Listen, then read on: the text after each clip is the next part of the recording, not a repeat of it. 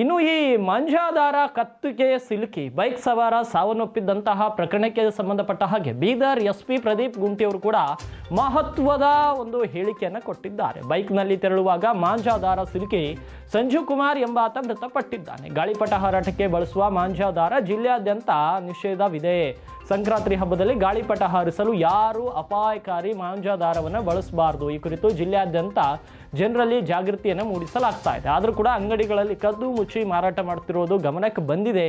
ಈಗಾಗಲೇ ಕೆಲವು ಕಡೆಗಳಲ್ಲಿ ಮಾಂಜಾದಾರವನ್ನು ವಶಪಡಿಸಿಕೊಂಡು ಕ್ರಮ ಕೈಗೊಂಡಿದ್ದೇವೆ. ದಯವಿಟ್ಟು ಮಾಂಜಾದಾರವನ್ನು ಯಾರು ಮಾರಾಟ ಮಾಡಬಾರ್ದು ವ್ಯಾಪಾರಸ್ಥರಲ್ಲಿ ಮನವಿಯನ್ನ ಮಾಡಿದ್ದಾರೆ ಬೀದರ್ನ SP ಪ್ರದೀಪ್ ಗುಂಟಿ ಅವರು. ಒಂದು ವೇಳೆ ಮಾರಾಟ ಮಾಡುವುದು ಕಂಡು ಬಂದಲ್ಲಿ ಕ್ರಮ ಕೈಗೊಳ್ಳುವ ಎಚ್ಚರಿಕೆಯನ್ನ ನೀಡಿದ್ದಾರೆ ಬೀದರ್ನ SP ಪ್ರದೀಪ್ ಗುಂಟಿ ಅವರು. ಯಾಕಂದ್ರೆ ನಮ್ಮ ಸಂತೋಷಕ್ಕಾಗಿ ಹಾರಿಸುವಂತ ಈ ಗಾಳಿಪಟದಲ್ಲಿ ಇನ್ನೊಬ್ಬರ ಪ್ರಾಣ ಕೂಡ ಹೋಗ್ತಾ ಇದೆ. ಇವತ್ತು ಬೀದರ್ನಲ್ಲಿ ಅಂಥದ್ದೇ ಪರಿಸ್ಥಿತಿ ಉಂಟಾಗಿದೆ. ಈಗ ಬೀದರ್ನ SP ಅವರು ಕೂಡ ಕಟ್ಟೆಚ್ಚರವನ್ನು ಹೊರಡಿಸಿದ್ದಾರೆ. ಯಾರು ಕೂಡ ಮಾರಬೇಡಿ ಅಂತ ಮನವಿ ಮಾಡಿದ್ದಾರೆ. ಒಂದು ವೇಳೆ ಮಾಡಿದ್ರು ಕೂಡ ಯಾರಾದರೂ ಮಾರಾಟ ಮಾಡಿದ್ರು ಕೂಡ ಅವರ ವಿರುದ್ಧ ಕ್ರಮ ಕೈಗೊಳ್ಳುವುದಾಗಿ ಬೀದರ್ನ SP ಪ್ರದೀಪ್ ಗುಂಟಿ ಅವರು ತಿಳಿಸಿದ್ದಾರೆ.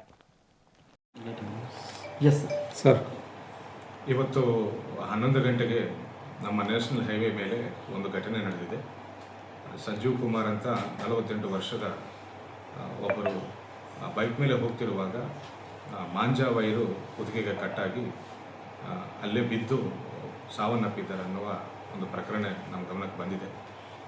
ಅವರು ಬೈಕ್ ಮೇಲೆ ಹೋಗ್ತಿರುವಾಗ ಆಗಲೇ ರೋಡ್ ಮೇಲೆ ಬಿದ್ದಿದ್ದ ಒಂದು ಮಾಂಜಾ ವೈರು ಅವರ ಕುತ್ತಿಗೆಗೆ ಸುತ್ತಿಕೊಂಡು ಅಲ್ಲೇ ಬಿದ್ದು ಕಟ್ಟಾಗಿ ಅಲ್ಲೇ ಬಿದ್ದು ಸಾವನ್ನಪ್ಪಿದ್ದಾರೆ ಅಂತ ಗೊತ್ತಾಯಿತು. ಈಗಾಗಲೇ ನಾವು 3 ದಿನದಿಂದ ಒಂದು ಡ್ರೈವ್ ಮಾಡ್ತಾ ಇದ್ದೇವೆ ನಮ್ಮ ಇಡೀ ಜಿಲ್ಲೆಯಲ್ಲಿ. ಸಂಕ್ರಾಂತಿ ಹಬ್ಬದ ಪ್ರಯುಕ್ತ ಗಾಳಿಪಟವನ್ನು ಹಾರಿಸುವ ವಿಷಯದಲ್ಲಿ ಈ ಮಾಂಜಾದಾರವನ್ನು ಯೂಸ್ ಮಾಡುವುದು ನಿಷಿದ್ಧ ಮಾಡಲಾಗಿದೆ ಈಗಾಗಲೇ.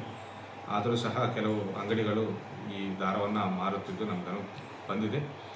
2-3 ಕಡೆ ನಾವು ಸೀಸ್ ಮಾಡಿದ್ದೆವು ಕೂಡ. ಮತ್ತೊಂದು ಸರಿ ಎಲ್ಲರಿಗೂ ನಾವು ಅಂಗಡಿಗಳಿಗೆ ಹೇಳುವುದೇನೆಂದರೆ, ಈ ನಿಷಿದ್ಧ ಮಾಂಜಾ ದಾರವನ್ನು ಮಾರಾಟ ಮಾಡಿದ್ದಲ್ಲಿ ಅಥವಾ ಉಪಯೋಗಿಸಿದಲ್ಲಿ ಅವ್ರ ಮೇಲೆ ಕಠಿಣ ಕಾನೂನು ಕ್ರಮ ಜರುಗಿಸಲಾಗುವುದಂತ ನಾನು ಹೇಳ್ತೇನೆ. 48 ವರ್ಷ ಇವರು ಲಾರಿ ಕ್ಲೀನರ್ ಆಗಿ ಕೆಲಸ ಮಾಡ್ತಿದ್ದಾರೆ ಅಂತ ಗೊತ್ತಾಯಿತು.